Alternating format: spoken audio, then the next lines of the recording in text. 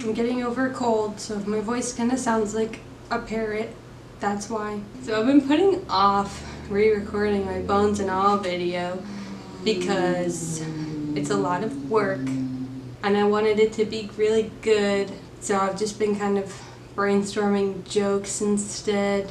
But I really wanted to make a video, so this video is going to be stupid. I had a joke for my bones and all video about how Timothee Chalamet is every girl's dream in that movie, a cannibal.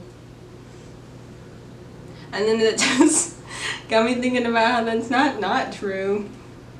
Like, that was just supposed to be a dumb joke, but then it's kind of like, there are so many things where the love interest is a literal monster. And then I was thinking about how you could do a fun love triangle with monsters. Like mummies. Like, okay, I don't understand why mummies aren't more of a love interest. They are undead, just like all the other ones. They are kings, like pharaohs, you know? So you could do like a prince and me, but it's a mummy, and the mummy's going back to his kingdom that doesn't exist anymore, and he's like, I'm the king! And then he's like confused. He's like, finally I made it! Because, you know, like, you like contain the mummy for like the afterlife, right? Like, right?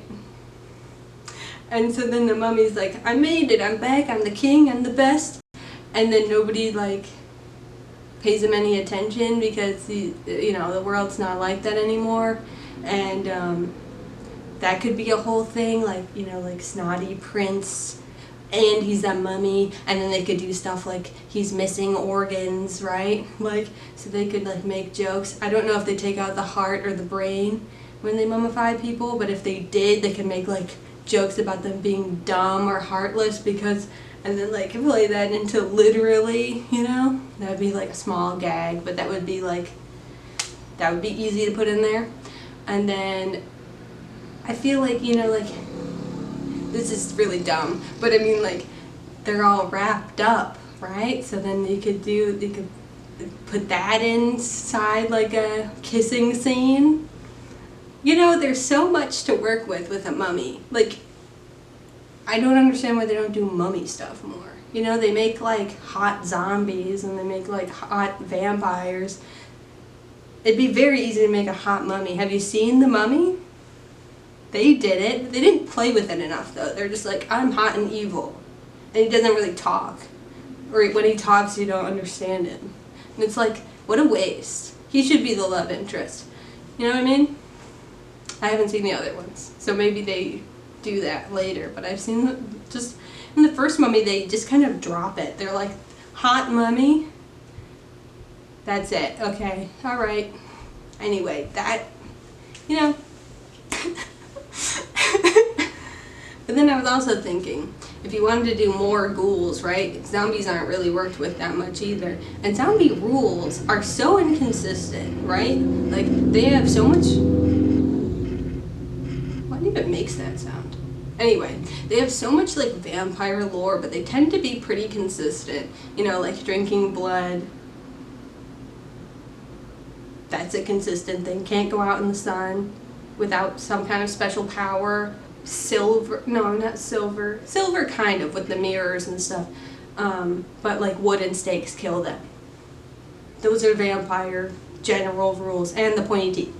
But then like zombies, sometimes zombies are like going after, they just eat people, and sometimes they eat brains specifically. And you could do like a love triangle thing with a mummy and a zombie, depending on which organs come out of a mummy when they are mummified. Or, you know, if they're in a jar next to them, then they could also make that joke like, regardless, organs are taken out, so they could be like, you don't even have a brain anymore. Or they could be like, your brain's in a jar, you know. And then like the mummy and the zombie could be like at odds with each other.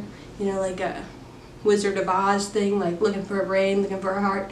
And then like it'd be like, they can make some quips at each other for that. You know, I got a big brain. You gotta think about ghouls and romance a lot. I got to. It's like, I have to. I guess. We gotta get more zombies, we gotta get more mummies, we gotta get that lore going. You know, because like there are some stinkers in vampire lore. Like not every vampire can turn into a bat or fly, which is kind of sad, but also it's kind of like, what do you do with that? You know? It's not really great for romance, I guess. Turning into a swarm of bats. It would be good if the love interest had social anxiety. The one vampire could just turn into bats and like save them from a boring party. That's not used very often. Yeah, you gotta get either the brains or the cannibalism part of the zombie down. Because it's like, well, why do zombies want brains? Do they need them? Is it like a vampire thing where they're out of blood, but they're like out of brains, so they need another brain? Or is it like food? Like a vampire needs blood for food. And why just brains? Or is it supposed to kind of be like you get crazy diseases when you eat brains? And so they got zombified from the brain? Am I thinking too much about this? Either way, that needs to be cementified. That needs to be cemented more. If we're gonna do a romance with a zombie. In my zombie thing, I think they would just eat brains. So you can make more jokes with that. Werewolves, boring. So boring.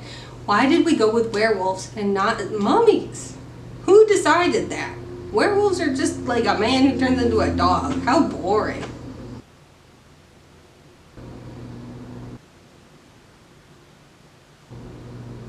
Like, why is that the one? Maybe it's just because their clothes rip off? But, like, the Hulk's not hot. Like, I think the hottest monster has to be a vampire, of course. And then we can go with mummy. I think Frankenstein monsters, you could do a lot with that. Because you could build a boy. You could build whoever you wanted, you know? You could build somebody. They think they did that in Buffy, but it was like a robot. Less graphic to build a robot than a zombie man. I don't know. They did that in American Horror Story and it was awful though. So, you know, like I don't condone all monster romances all the time, of course, because Vampire Diaries exists. That season of American Horror Story exists. Poor Evan Peters. Evan Peters was my favorite actor in that series, and then they really did him in the Coven season. They just really literally tore him to shreds. I don't like that one bit. It just hurt my heart. I can't go back and watch it anymore. Once is enough. Which is really disappointing because the witch aesthetic is pretty cool in that season, and it's in New Orleans, and that's, you know, True Blood's in Louisiana, so, you know, it's a prime place for creepy things. I've never been there, but I imagine. I hear that there's actually real vampires there. You know, centaurs? Does that count? I feel like that might be a nice love interest. You could be like, you know, you could have a tale about a woman who gets into horseback riding, and then one of the caretakers at the barn just seems really tall, and then but he's always standing behind the fence, and so then eventually she learns that he's a centaur. That's kind of cool. That would be fun. I'd read a book about that. Okay, other monsters. I wouldn't really consider a centaur a monster, but it is a mythical creature, so I guess that kind of counts. Half man, half something else. I think centaurs are more exciting than werewolves, depending on the wolf. Like if it's like a teen wolf where it's still like a man, but like in a wolf man costume, that's fun. If it's just a man who turns into a literal wolf, that's boring. I like to see the oddities. I like the critters that are human-like, not just an animal and then a man. I think that's like a waste. Because then it's gotta be like the werewolf and he's like a wolf man, you have to be able to see in his eyes that he's still your boyfriend. And you can't do that with a dog, hopefully. I don't even want to think about that. No way, yuck. And if you think about it, if it's supposed to be like, this is a wolf man and I like him because he's like a good companion, like a dog. But then that's not like hot, that's gross. Like I don't want to think, maybe like a wolf friend, and that's kind of what they end up doing in True Blood and Twilight, is that he's just your friend. He's your best friend who's a dog. Because, you know, we're getting down a weird path now. That's why I prefer the wolf man, not the werewolf. Not the wolf man, then wolf. I like the squished together. Wolf man. That's way better. Because then it's kind of like they're burly. And they have a big beard or something. Pointy ears. Sharp teeth. You know, a vampire. I don't know. I wouldn't have a tale about a werewolf. Yuck. I just don't like it. I think it's just, if it's a wolf and a man, then it's boring, and if it's a wolf man, then it's, well, no. Scratch that. I would have that. I would have a wolf man because of the full moon. Because it's like, you know, you hang out with people at night. But then it's like they turn into a wolf man in the full moon. So that's kind of like a person who is unpredictable, but actually very predictable, because you know that at the full moon they turn into a wolf man. So like, but kind of, you know, like if you only dated them for a month, then they're unpredictable. But if you dated them for more than that, then they wouldn't be. What other kind of critters are there? Zombies, mummies, vampires. I always like the idea of a general ghoul. I don't know what that means though. Are they like a troll? And if they're a troll, what would you do with that? Would you have to, like, would they be a man troll and they'd have to wear like a lot of makeup and a wig so that they don't look like a troll anymore, but they tell you a lot of riddles, and so then you have to kind of like suss out that they're a troll, like a Rumpelstiltskin type thing? I'm down for a Rumpelstiltskin type thing. I love riddles and I love spying. Rumpelstiltskin, best fairy tale. Maybe not a troll, just Rumpelstiltskin. Straight up. He's just like a magical little man. He grants wishes with a twist. And then you could do something, yes. You could have a Rumpelstiltskin story, right? You know how people get catfished online? You know, like you don't know Rumpelstiltskin's real name, and when you say it, then he like loses his power, right? He's like a catfish? Yes! Modern retelling of Rumpelstiltskin, where he's a catfish and he steals all your money. Steals all your grandmother's money because he's a bad man. Scamming her. Telling her that he's George Clooney. That, yes. Yes. These are such great ideas. Please don't steal them. And if you do something with these, please tell me. I would love to see it play out in real life. What other kind of critters are there? Lizard people? You could do something with that. A lizard person? They're cold-blooded. They live in Arizona. Anyway, those are my thoughts. If I'd had, okay, now I will rank the monsters. Number 1, vampire. In terms of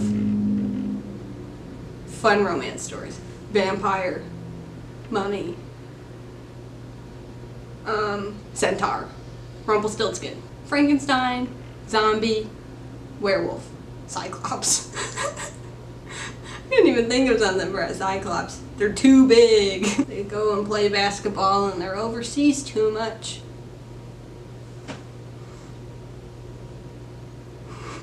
They're overseas too much. That's the problem with the cyclops. That's the emotional, romantic peril that you face with the cyclops lover. And also, lack of depth perception.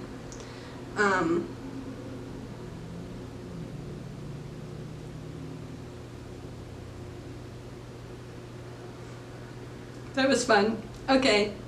Hopefully I'll have my Bones and All video out soon. It'll be a year, maybe, since I watched the movie. But I watched it twice and I have a pretty good memory. So I don't think it'll be bad. I just, I want it to be good. So, I hope you had fun. I did.